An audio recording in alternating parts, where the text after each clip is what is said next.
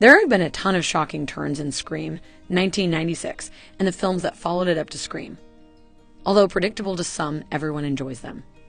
Although they are frequently predictable, the murderous turns in the Scream franchise are renowned, and that adds to the entertainment value of the films. The films in this satirical horror classic are filled with hints, but they never fail to shock the spectator. With Scream 6 in development, it's time to examine how the series maintains faithful to itself and the horror subgenre as a whole. When Scream debuted in theaters in 1996, Wes Craven's film fundamentally altered the horror genre. Scream appears to be a typical slasher film, with Neve Campbell's Sidney Prescott and her family continually being terrorized by the Ghostface killers. But in addition to being more comedic than scary, the Easter eggs all over the place make it quite clear who the perpetrators are right away. Instead of being a conventional slasher, it turns the horror subgenre on its head by cleverly satirizing horror stereotypes. Nevertheless, the revelation was somewhat expected. The introduction of Billy Loomis provides the clearest hint. Don't fear, the Reaper is playing in the background as he scales Sidney, his girlfriend Wendell. The sequence where Laurie Strode first encounters Michael Myers is set to this song in John Carpenter's Halloween.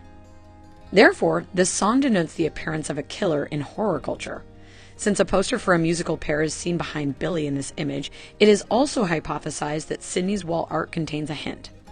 Some believe that this portends the existence of more than one Ghostface. Tatum's cropped number 10 jersey, which is also worn by a young Johnny Depp in A Nightmare on Elm Street, just before his character dies, serves as another nod to classic horror. Naturally, this relates to Tatum's terrible encounter with the dog door and his death at the hands of Ghostface. Nevertheless, the predictability adds to the fun. Scream's astounding self-awareness revolutionized the horror genre. The characters make references to traditional horror movie conventions throughout the whole saga. It still adheres to the same rules while making fun of the tropes in the genre.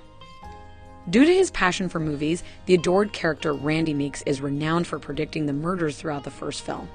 Additionally, Randy explicitly lays out the conventions of horror film in the first 3 episodes of Scream.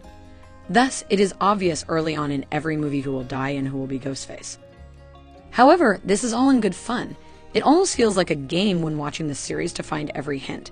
It's surprising how frequently something is overlooked and then noticed on a second viewing.